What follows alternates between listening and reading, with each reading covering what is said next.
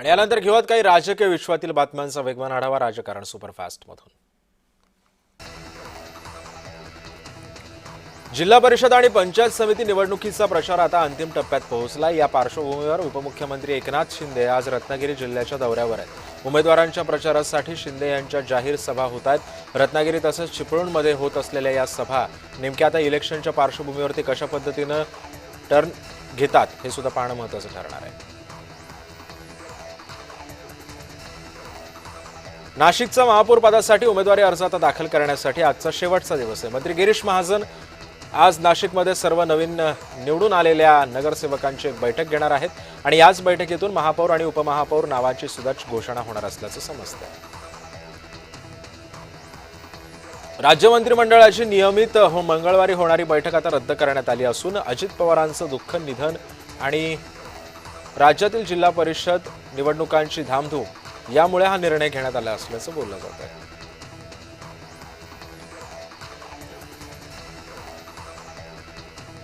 विजय वडेट्टीवार यांनी भविष्यवाणी विषयावरती कोर्स केलाय असं वाटतंय, कारण ते आजकाल प्रत्येक विषयावरती भविष्यवाणीच करत असतात असा टोला भाजपचे आमदार परिणय फुके यांनी वडेट्टीवारांना लगावलाय।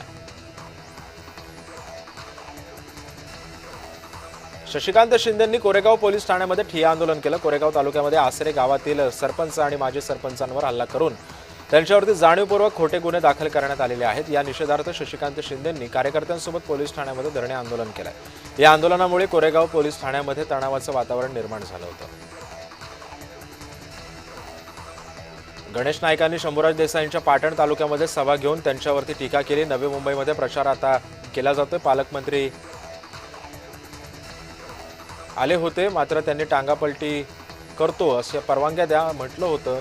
मी परवानगी देतो, माझा टांगापलटी करून दाखवा असं आव्हान नाईक यांनी दिलं होतं। कोणाची दादागिरी ऐकून घ्यायची नाही असंही नाईक म्हणाले।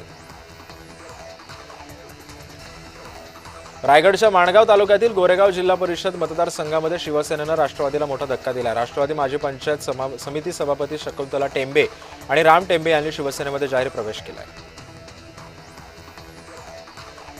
जय पवारांनी अजित पवारांसाठी भावनिक पोस्ट लिहिलेली आहे। डॅड, काश ही वेळ थांबली असती तर मी तुम्हाला घट्ट मिठी मारून आयुष्यभर तसाच बसलो असतो, अशी भावनिक पोस्ट जय पवारांनी केली आहे। माझे प्रिय मित्र राष्ट्रपती डोनाल्ड ट्रम्प यांच्याशी बोलणं झालं, खूप छान वाटलं। भारतामध्ये बनवलेल्या उत्पादनांवरती आता 18% कमी शुल्क आकारलं जाईल अशी माहिती मिळाली, याचा आनंद झालाय असं ट्विट पंतप्रधान मोदींनी केलंय। तसंच या अद्भुत घोषणेबद्दल ट्रम्प यांनी खूप मोठी कामगिरी केली असल्याचंही मोदी म्हणाले।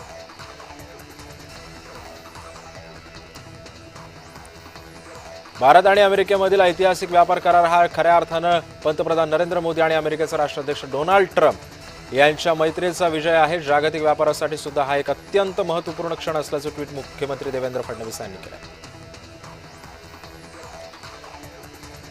लोकसभा निवडणुकीमध्ये राष्ट्रवादीला सोबत घेऊन शिवसेनेनं सुनील तटकरे यांना मतदान करून आम्ही पाप केलं असल्याचं विधान विकास गोगावले यांनी केलेलं आहे। यंदा जिल्हा परिषद आणि पंचायत समिती निवडणुकीत शिवसेना एकटी लढत असून विरोधकांना प्रचार सभेतून विकास गोगावले यांनी राष्ट्रवादीवर तोफ टाकली।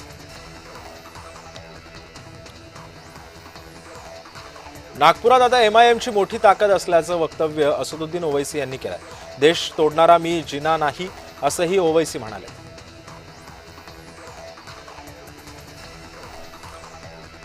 अमोल मिटकर यांनी अजित पवारांच्या स्मृती जपण्यास मुख्यमंत्री लाडकी बहीण योजनेला अजितदादांचं नाव द्या अशी मागणी केलेली आहे। अजितदादांची लाडकी बहीण योजना असं नाव या लाडकी बहीण योजनेला देण्यात यावं असं मिटकर यांनी घोषणा केली आहे।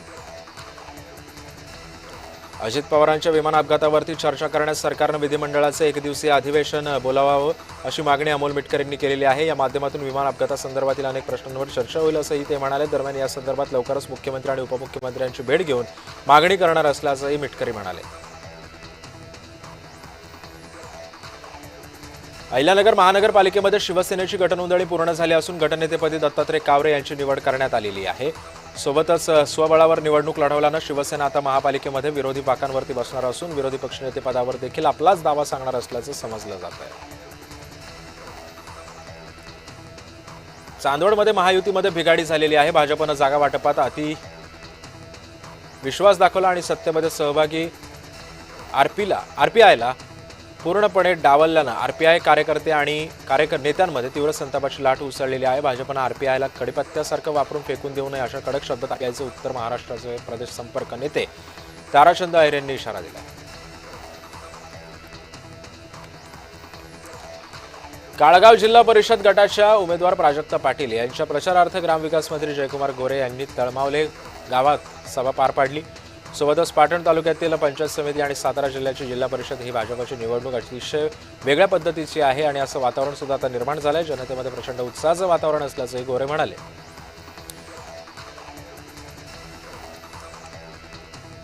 अर्थसंकल्प विविध अंगी आणि आत्मनिर्भर भारताची संकल्पना पूर्णत्वास नेणारा आहे। हा अर्थसंकल्प महाराष्ट्रासाठी पर्यटन, शेती आणि उद्योग या पायाभूत सुविधांमध्ये भर घालणारा असल्याचं हे मत भाजपचे आमदार डॉक्टर परिणय फुके यांनी केलेलं आहे।